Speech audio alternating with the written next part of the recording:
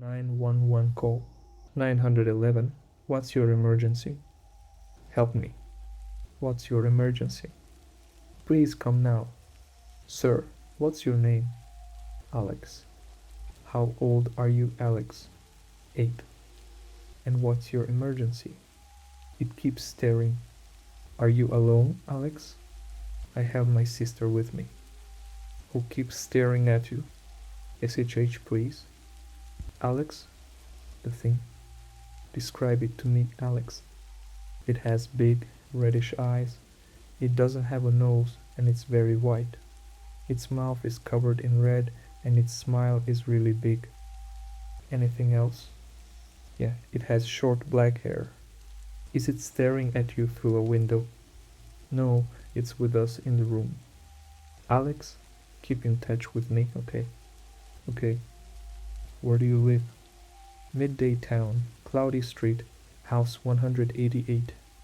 Okay, Alex. Will you come soon? Yes, don't worry. Stay where you are. Don't make noise. Okay. Alex, are you fine? No. It keeps sticking its white skinny fingers on my bed. Alex, don't worry, okay? How? It took my sister. It took your sister? Yes. Help. Okay, stay calm. Alex, don't cry. Where are your parents? They were upstairs. I think it went upstairs and got them too. So you're alone now? Yes.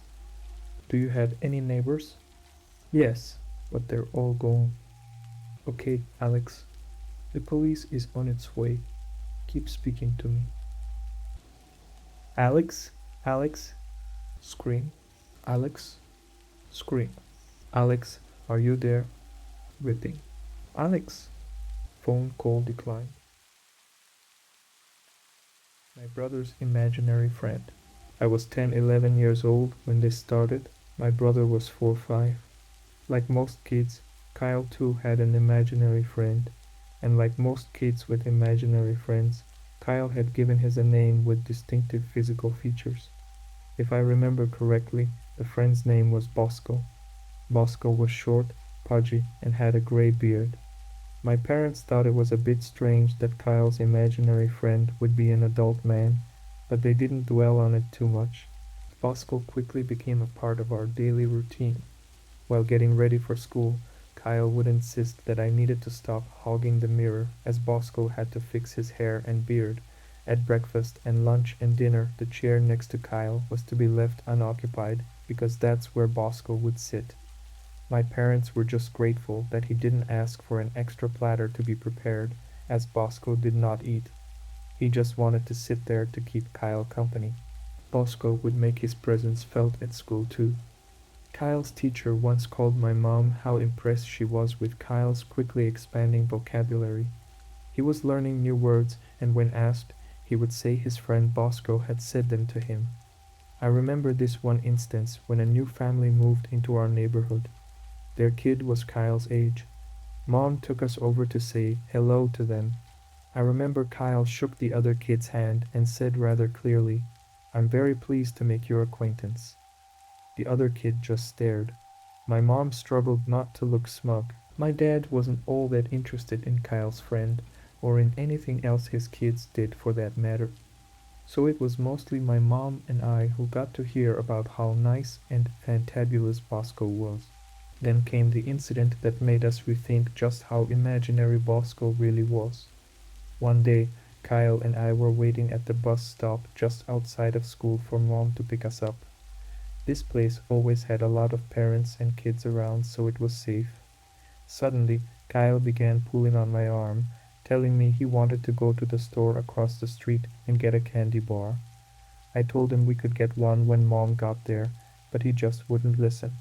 He pulled on my arm almost frantically and kept saying he needed a candy bar now. I gave in and walked with him to the store, all the while telling him if Mom got mad at us, it would be his fault.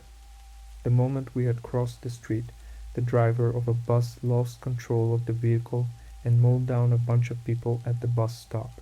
It was like a scene from a movie. I was in a state of shock while Kyle started crying. When my mom got there, she hugged us for what seemed like an eternity. She knew we could have been among the people who were crushed. Once we had gotten home and had calmed down, she asked me why we had crossed the street. I told her about Kyle wanting a candy bar.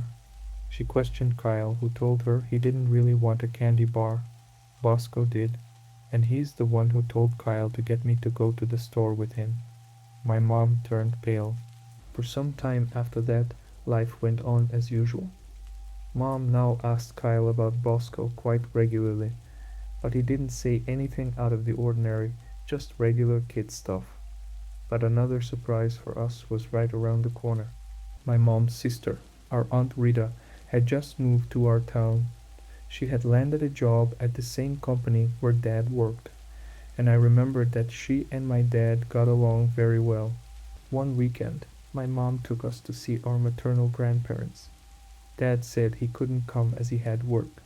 Mom seemed disappointed but agreed to take us without him. Nana and Papa too were impressed at how articulate Kyle was becoming, and listened with great interest about his new friend Bosco.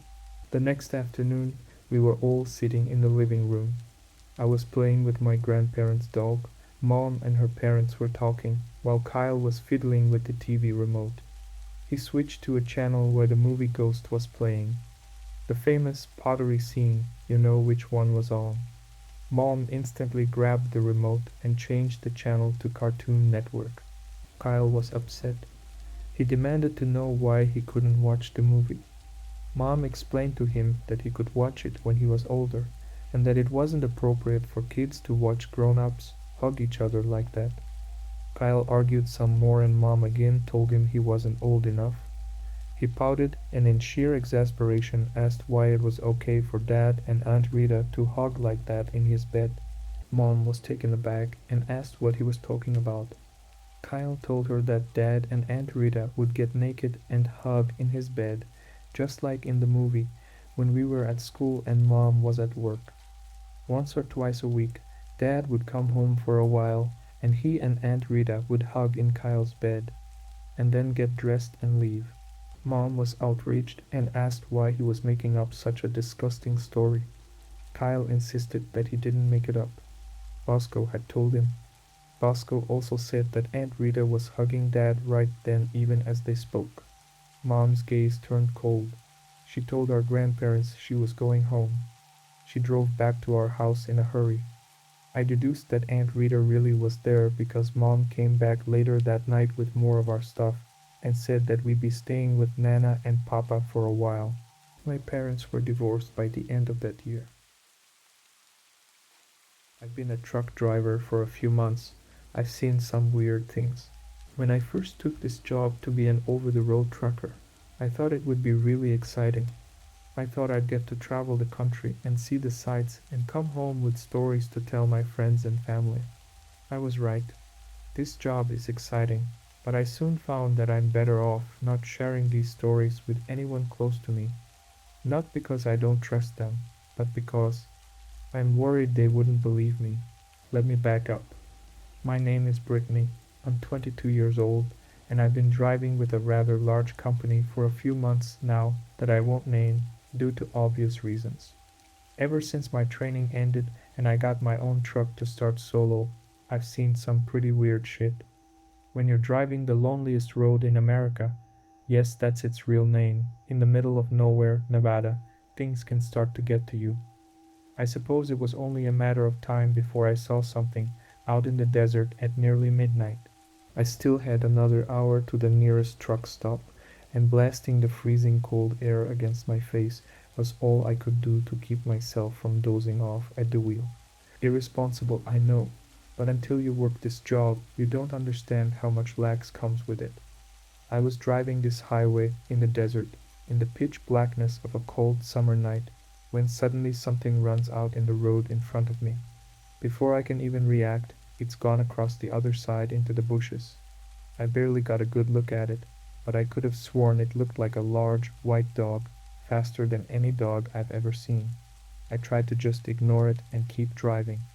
I see animals crossing the road at night all the time, It didn't seem like anything to get worked up about. Not even a minute later, I feel my truck lurch to the left and into the other lane. I quickly try to swerve and correct it, and easily step on the brake so I don't wreck. It can be easy to jackknife an 80,000-pound metal death machine. I slow it down and regain control. I look for the nearest pullover spot so I can see what the hell just hit my rig and see if there's any damage. Once I find a spot and turn off, hit my brakes and hop out, I walk around to the other side and see a large dent in the side of my trailer. What the fuck? I say to myself as I walk over to inspect the side of the trailer. It's a huge dent, at least 5 feet wide and tall. No real shape to it, just a general dent. I can't imagine what could have hit me. My first thought was maybe a boulder rolled down from the side of the hill and smashed into me, but I didn't think I was driving next to any hills or mountains. As far as I knew, it was flat desert. I hear the sound of dirt crunching under footfall behind me, and I turn around. My breath catches in my throat and my stomach drops as I see something standing not 50 feet away from me. It's large, menacing, and white. I can't even find the words to describe what this thing looked like. It looked like a very large dog, and that's a stretch. It stood on 2 short, stout legs, with long forearms reaching down past its knees. Its shoulders were broad and heaving, as if it had just ran a marathon. Its head was mostly shaped like a wolf, with a large snout filled with razor-sharp teeth bared in a snarl, saliva dripping from its maw. Its jet-black eyes bore right through me, filled with hatred and hunger. I couldn't move, I was frozen in place. This creature stood between me and my only salvation, my truck. We stared at one another for a moment until I broke the silence. "You are one ugly motherfucker," I said. It snarled at me then, very unexpectedly. It turned and walked away slowly, using all 4 of its limbs, receding into the bushes and into the night. I stood there for what felt like several minutes, wondering if it would jump out and feed on my flesh at any moment. It never came back. I ran around the front of my truck and jumped inside, locking the door quickly and flooring it, as fast as you can floor an 18-wheeler, which is not at all. Soon I was back on the highway and barreling down it as if my life depended on it. For a while it felt like it did. Within a half hour I found myself at the truck stop and shut down for the night. Sleep was difficult that night. I was certain every noise I heard was that damn creature returning. Luckily, the night went on without another incident. I have more stories to tell, but this is getting long, so I think I'll stop here. Remember guys, be careful out there on the road. You never know what else is out there with you. My mom died suddenly about 4 months ago, but that wasn't the worst thing. My mom died quite suddenly and unexpectedly of a hospital infection about 4 months ago, but that, if you can believe it, wasn't the worst thing.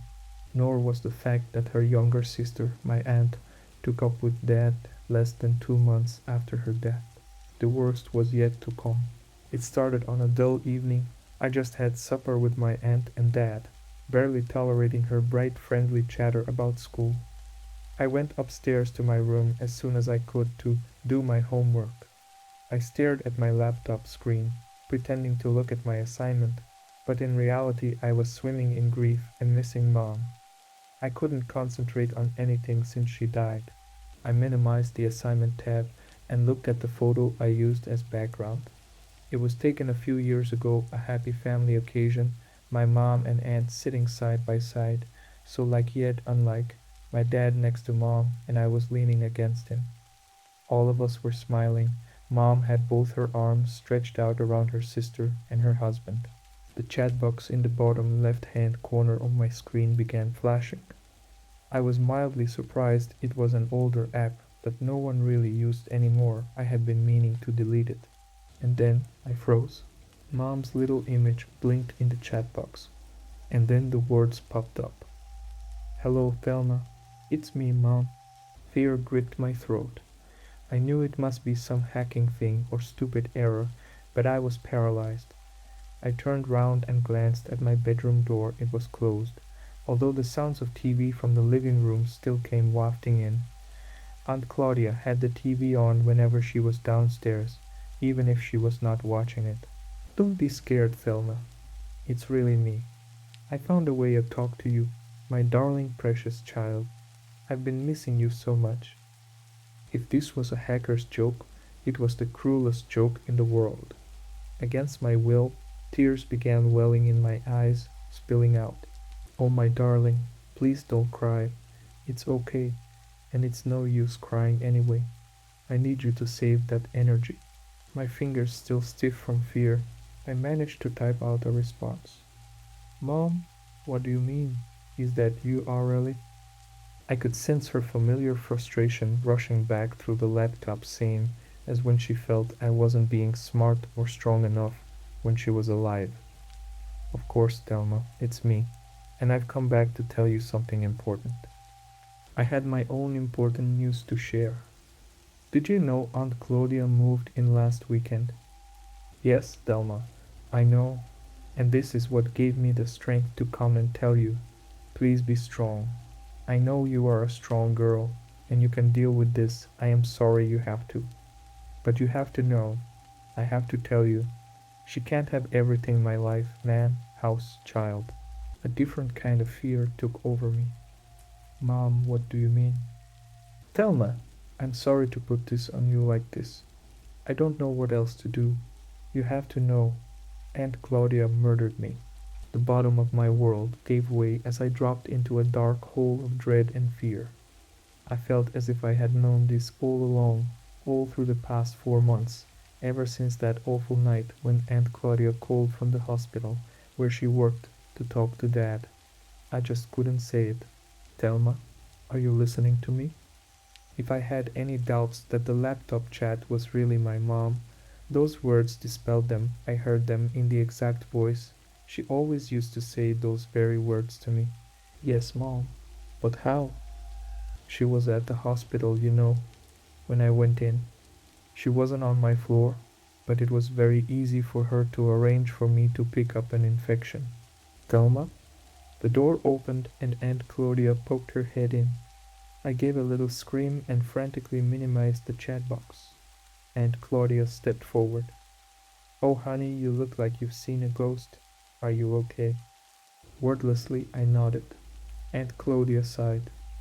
Thelma, sweetheart, I miss your mom too, but this moping isn't doing you any good. It's hurting your dad, Do you want him to suffer more? I shrugged. I couldn't speak. I looked up at her.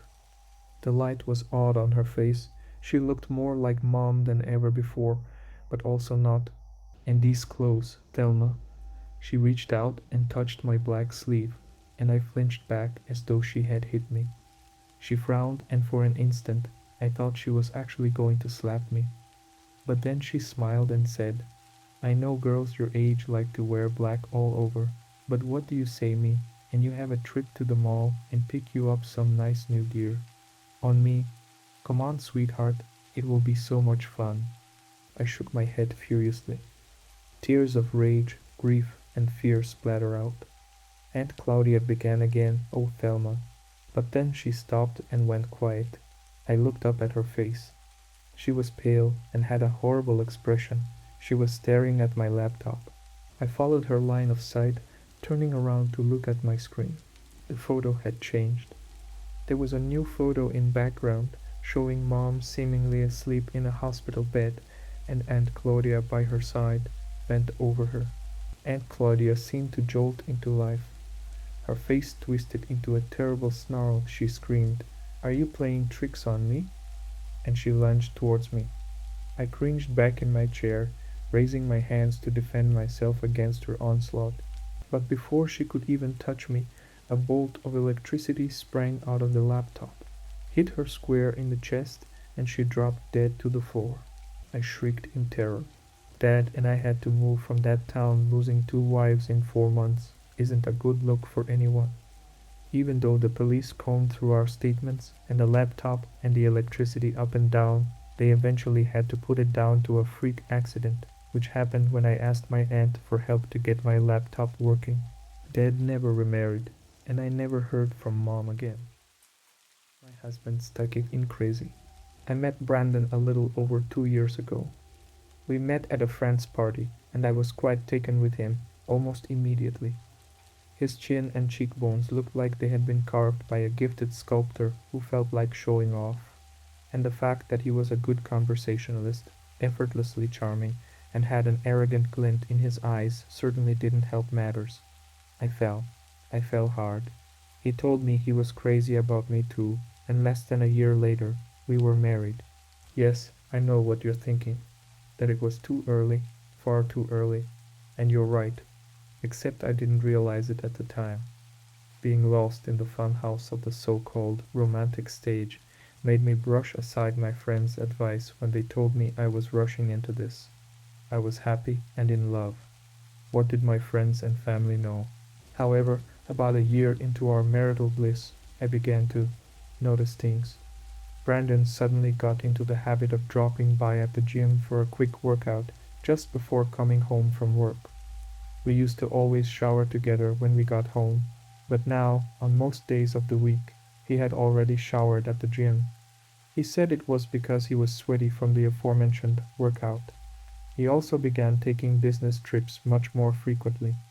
He was on the phone a lot, almost always in his study, and would jump if I ever walked in on those rare occasions when the door wasn't locked. I came to the same conclusion that you just did and decided to hire a private detective. Brandon exceeded my expectations. He was sleeping with not one, not two, but 6 different women. I saved the picture the detective sent me. That night when my husband came home, much later than usual, and after saying something about his boss being a jackass, he fell asleep next to me. I didn't confront him. I decided to let this go on for a while, because just underneath the anger, I felt genuine and morbid curiosity. I wanted to know just how far he would take this facade. In the weeks that followed, Brandon's lies became more and more creative. He had scratch marks on his shoulders because he slipped and fell at work just as his coworker was opening a drawer and the edges of the drawer scratched his skin. He reeked of women's perfume because Laura from marketing does not understand the meaning of the word moderation, and she was a hugger. All of these cock and bull stories were told with a perfectly calm demeanor and while looking me straight in the eye. His knack for mendacity was admirable. We did keep having sex. A cheating whore he was, but he did have a great body and phenomenal love-making skills. And I have meat, so why the hell not? I had the private detective film his interaction with his lady friends, the ones that took place in public, of course. All 6 of those women seemed quite charmed with him, just as I had been. But one of them, a young girl, probably in her early to mid-20s, looked downright obsessed with him. The way she smiled at him, fawned over him, pulled her chair closer to him, and kissed him even in a crowded restaurant. The way she just didn't want to let go of him when he was dropping her off at her place. Her feelings were certainly a lot more intense than those of the others. I'm willing to bet that the scratch marks had come from her. Her name was Svetlana. Soon after, Brandon's devil-may-care demeanor began giving way to irritation and anxiety.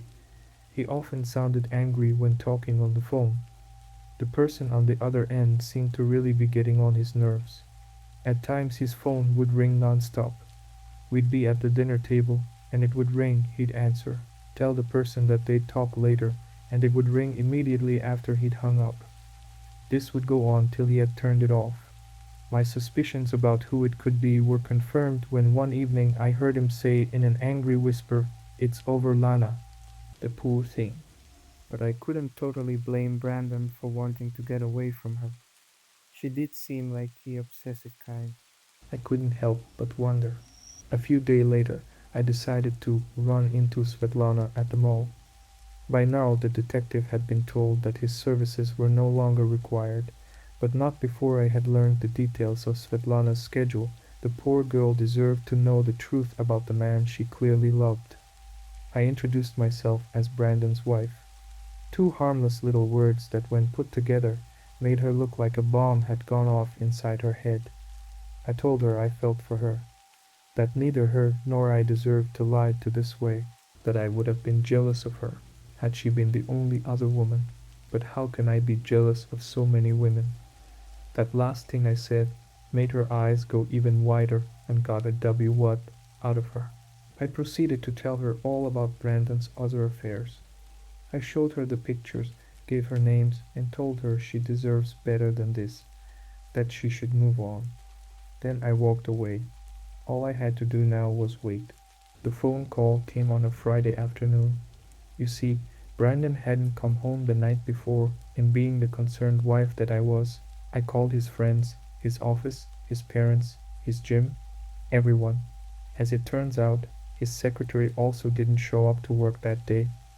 The police officer told me to come down to the station immediately. When I got there, I learned that my husband and his secretary had been found dead in the secretary's apartment, their skulls brutally crushed. I broke down.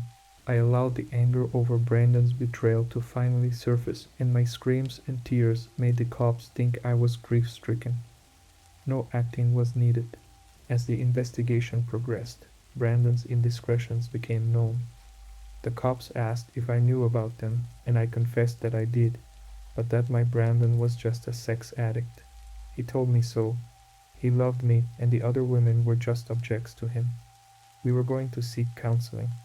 Interestingly, one Svetlana Lebedev, one of the women Brandon had been having affairs with, had suddenly gone missing. She had quit her job and vacated her apartment the day before Brandon was killed. Now I'm wondering if I should leave town, if Svetlana would come after me next, just for daring to be married to Brandon. Although I don't think I have much to worry about, because as crazy as she is, I think I might be crazier.